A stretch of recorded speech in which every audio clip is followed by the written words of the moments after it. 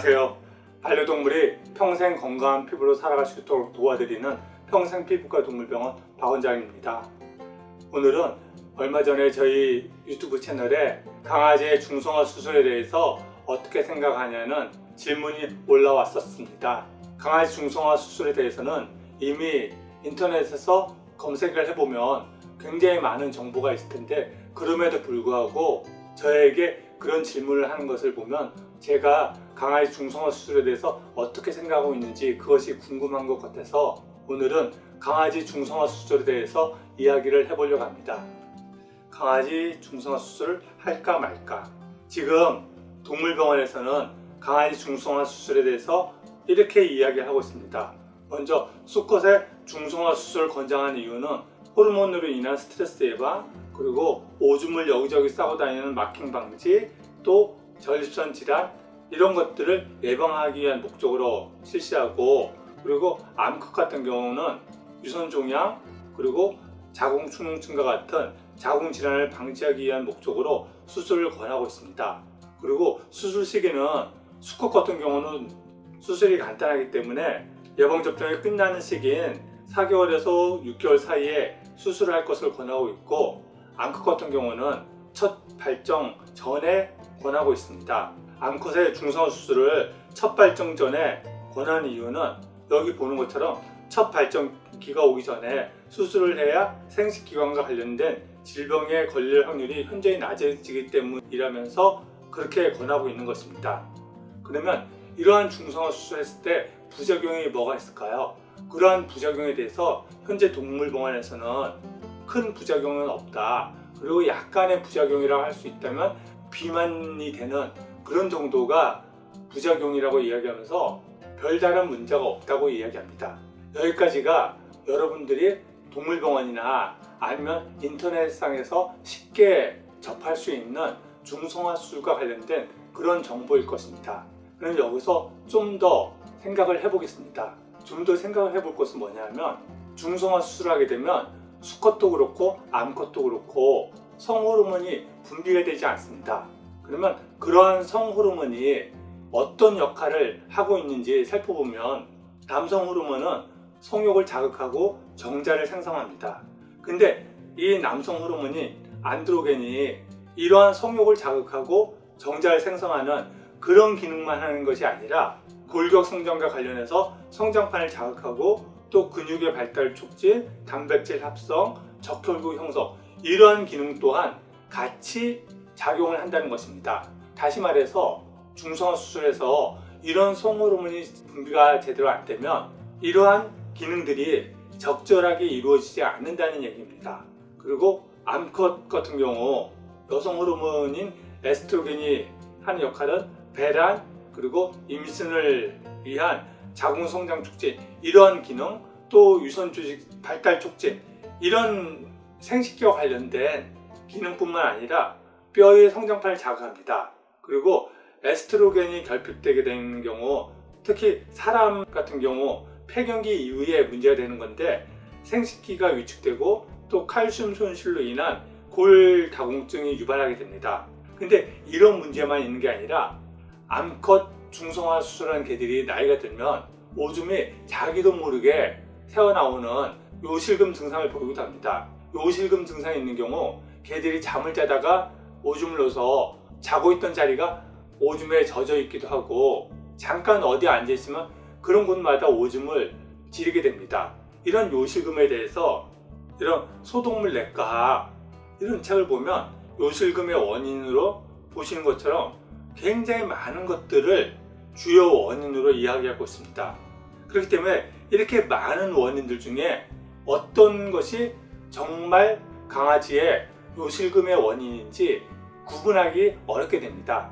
이거는 이 요실금뿐만 아니라 다른 많은 질병에 대해서도 마찬가지인데, 어떤 A라는 질병이 있을 때 그 질병과 관련된 굉장히 많은 원인들을 다 나열함으로써 정작 보호자분이 뭘 좀 더 신경을 써야 하는지 그 부분을 갖다가 방향을 잡지 못하게 합니다.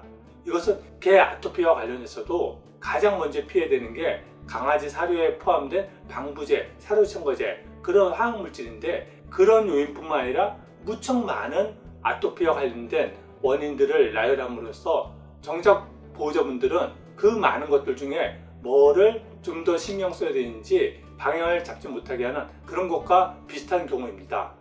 그래서 이렇게 많은 것들이 요실금 원인으로 이야기되고 있기 때문에 동물병원에서도 그 원인에 대한 얘기보다는 그냥 요실금 증상만 완화시킬 수 있는 약을 처방하는 식으로 관리를 하고 있습니다. 근데 이런 소동물내과 책과 다르게 고양이와 개 동종요법 이런 책 같은 경우는 보는 것처럼 요실금의 원인으로 에스트로겐 결핍 때문이라고 딱 한 가지만 얘기합니다. 다시 말해서 나이가 들어서 요실금을 보이는 암컷들은 대부분이 중성화 수술되어 있는 경우고, 그런 중성화 수술로 인해서 에스트로겐이 결핍되어 이런 요실금이 발생한다는 것입니다. 그래서 중성화 수술했을 때 이런 여러 가지 문제들을 야기할 수 있기 때문에 중성화 수술과 관련된 연구들이 진행되고 있습니다. 그래서 그런 중성화 수술과 관련된 여러 연구 중에 두 가지를 소개해드리면, 먼저 중성화 수술이 수명과 건강에 끼치는 영향, 이런 논문이 있습니다. 이 논문에 대해서 좀 더 살펴보고 싶은 분을 위해서는 이 영상 하단에 더보기에 링크를 추가할 테니까 참고하시면 되고요. 그래서 이 논문의 개요는 8만여 마리의 개를 대상으로 해서 중성화 수술과 수명과 질병의 연관관계를 조사한 건데, 여기에 사례는 수술을 받지 않은 애들이 한 43% 정도, 중성화한 애들이 56% 정도 되는 그런 케이스를 분석한 결과입니다. 그래서 먼저 수명과 관련된 연구를 보면 이 파란색 라인이 중성화 수술을 한 개들이고, 빨간색 라인이 중성화 수술을 하지 않은 개들입니다. 그래서 공통적으로 보면 수컷과 암컷 모두 중성화 수술한 애들이 좀 더 수명이 늘어납니다. 그래서 평균 수명이 수술하지 않은 애들은 7.9년, 그리고 중성화 수술한 애들이 9.4년을 살았습니다. 그래서 통계적으로는 중성화 수술을 하는 경우 1.5년 정도 더 오래 살게 됩니다. 그러면 질병과 관련돼서 살펴보면 중성화 수술한 애들이 면역과 관련된, 그리고 종양과 관련된 그런 질병들이 더 늘어납니다. 그리고 중성화 수술하지 않은 애들은 감염이나 아니면 창상과 관련된 그런 질병들이 더 늘어납니다. 이러한 결과가 나온 것에 대해서 이 논문은 좀 더 세부적인 분석을 하지 않고 있는데, 추측을 하자고 그러면 중성화 수술을 안 해서 수컷 같은 경우는 여기저기 더 많이 돌아다니고 또 싸움도 더 많이 하기 때문에 이러한 결과가 나타나지 않았을까 추측이 되고요. 그리고 종양과 관련돼서 살펴보면 전이성 세포암이나 골육종 이런 것들은 중성화 수술한 애들이 발생 비율이 더 높고, 그리고 암컷들 중성화 수술할 때 권하는 이유 중에 하나인 유선종양과 관련돼서는 보는 것처럼 중성화 수술한 애들이 유선종양의 발생률이 현격히 떨어집니다. 그래서 전체적으로 중성화 수술과 종양과의 발생 관계를 보면 유방암은 당연히 감소하고, 그리고 전이성 세포암, 골육종 이런 것들은 증가한다고 되어 있습니다. 또 중성화 수술할 때 언제 중성화 수술하는 게 강아지에게 유익할지 그런 것에 대한 궁금증도 많이 가지고 있는데, 그것과 관련해서 중성화 수술 시기와 질병 발생 관계에 관련된 논문을 보면 이 아티클은 관절장애, 암 이런 것들과의 연관관계를 35종의 품종별로 분석한 그런 논문입니다. 흔히 집에서 사육하고 있는 몇 개의 품종을 소개해드리면, 말티스 같은 경우 수컷과 암컷에서 중성화하지 않은 것과 중성화한 것, 그런 애들의 질병 발생률이 별 차이가 없습니다. 그래서 적절한 연령에 수술을 하면 된다고 권하고 있고, 암컷 또한 중성화 시기에 따른 질병 발생률이 변하지 않기 때문에 암컷도 적절한 연령에 수술할 것을 권하고 있습니다. 그리고 토이푸들 같은 경우 수술 시기에 따른 질병 발생률이 변화가 없기 때문에 적절한 연령에 수술할 것을 권하고 있고, 근데 시추 같은 경우 수컷은 수술하지 않은 경우와 수술한 경우에 질병 발생률이 딱히 변화가 없기 때문에 적절한 연령에 수술할 것을 권하고, 암컷 같은 경우 중성화 수술하지 않은 경우 암 발생이 없지만 6에서 11개월 사이에 했을 때 7%, 그리고 1년 이후에 했을 때 18% 발생했다고 되어 있습니다. 그래서 앙코 같은 경우는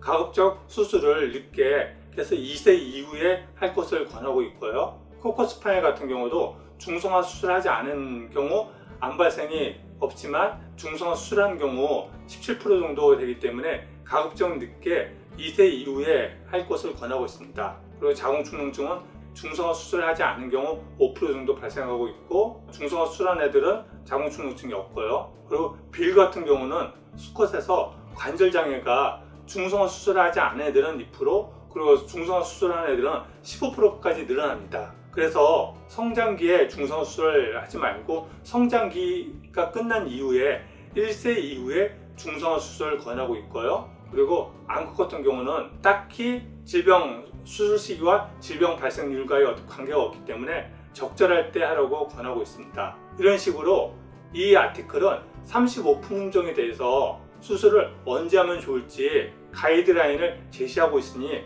이 아티클도 이 영상 하단에 링크를 해 드릴 테니 각 품종별로 확인해서 수술 시기를 결정하시면 좋을 것 같습니다.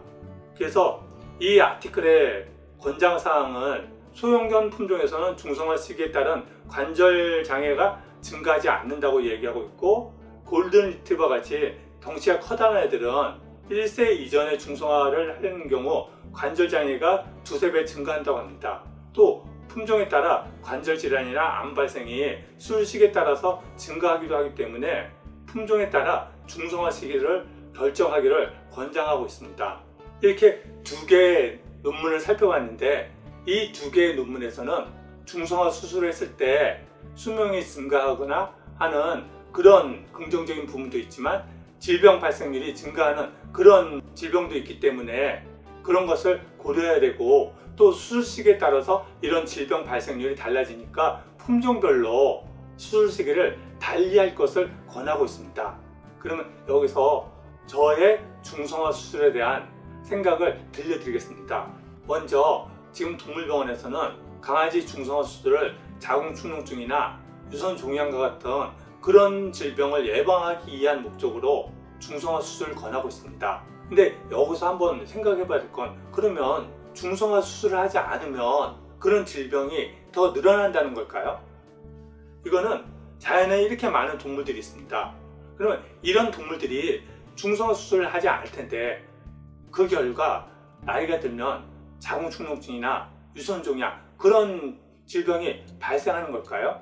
그렇지 않다는 겁니다. 생명에서 가장 중요한 거는 자기 생명을 유지하기 위해서 뭔가를 먹고 소화시키는 소화기능, 그리고 자기 종을 유지하기 위한 성과 관련된 기능들입니다. 근데 그런 성과 관련된 기능들이 나이가 들면서 이런저런 질병이 생기는 것, 그거는 자연에서 자연스러운 그런 현상이 아닙니다. 그리고 사람의 경우에 살펴보면 유방암 발생률이 시간의 지남에 따라서 계속 증가하고 있습니다. 이 자료는 호주의 자료고, 그리고 이거는 홍콩의 자료고, 또 우리나라 자료도 보시면 시간이 지나면서 유방암 발생률이 지속적으로 증가하고 있습니다. 이것이 사람들이 강아지처럼 불임 수술하지 않아서 이런 질환들이 증가하는 것일까요? 그렇지 않다는 것입니다. 우리는 다양한 질병들이 이 그래프에서 보는 것처럼 발생률이 증가하기 때문에 그냥 이것이 어떤 자연스러운 그런 하나의 현상이라고 생각하는데, 하나의 질병의 발생률이 이렇게 증가하는 것은 이건 자연스러운 생명 현상이 아닙니다. 이것은 우리가 암을 발생시키는 그런 환경에서 살아가다 보니까 암 발생률이 높아지는 것이지, 단지 중성화 수술을 하지 않았다고 해서 늘어나는 것이 아닙니다. 그래서 이 암과 관련된 얘기는 또 관련된 내용이 많기 때문에 예전에 제가 찍었던 암과 관련된 영상이 있으니까 요 위에 링크를 달아 놓을 테니까 한번 보시면 도움이 되실 거고요. 결론은 강아지의 유선종양은 중성화 수술을 하지 않아서 발생하는 것이 아니라 살아온 환경 자체가 암이 발생할 수 있는 그런 환경에서 살았고, 그것이 장기간 누적된 결과 암이 발생하는 것입니다. 그러면 수컷의 중성화 수술에 대해서 생각해 보면, 수컷의 중성화 수술을 하는 이유는 영역 표시, 그리고 성욕으로 인한 문제를 예방하는 것입니다.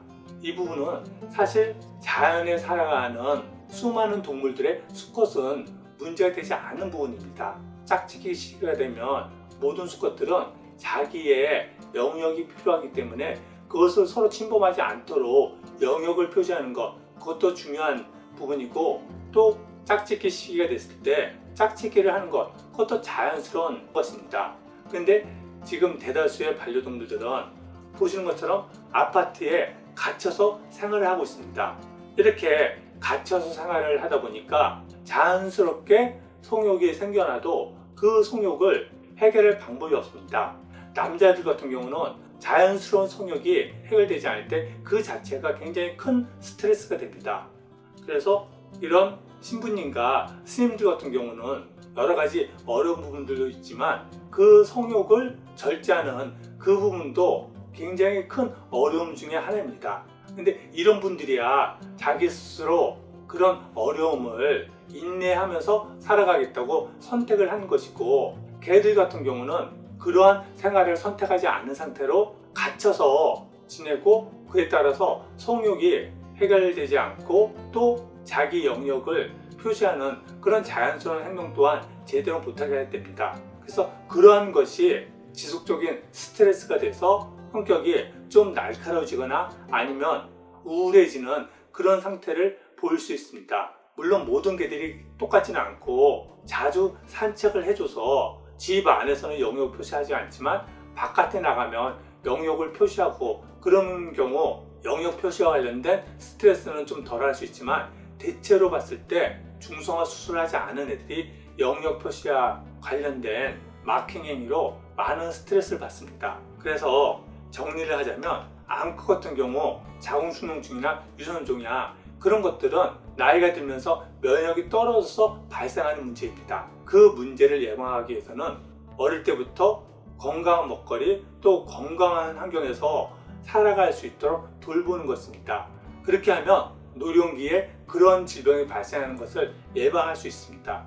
이 부분은 제가 개 아토피와 관련돼서도 계속해서 반복해서 말씀드리는 것과 같은 내용입니다. 근데 이렇게 하려면 많은 것을 신경 써서 관리해 줘야 되기 때문에 그런 관리가 되시는 분은 수술하지 않고 돌봐주셔도 되지만, 그런 관리가 되지 않는다면 실제로 암컷 개들이 나이가 들었을 때 자궁순응증이나 유선종양의 발생률이 높기 때문에 그것을 예방하는 차원에서 중성화 수술을 선택하는 것도 유익할 것입니다.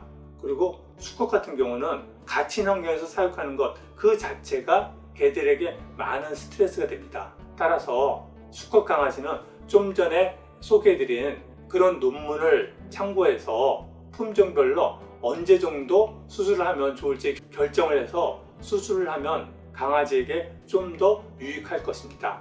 네, 오늘은 강아지를 위해서 중성화 수술을 할지 말지, 그리고 또 만약에 중성화 수술을 한다면 언제 하는 것이 좋을지에 대해서 말씀을 드렸습니다. 저희 평생피부과 동물병원은 강아지의 피부와 관련된 내용을 주로 다루지만 기본적으로 강아지의 건강과 관련돼서 궁금한 것이 있으면 또 댓글로 달아주시면 제가 답해 드릴 수 있는 것에 대해서는 답을 해 드리도록 하겠습니다. 도움이 되시다면 추천과 구독 부탁드립니다. 감사합니다.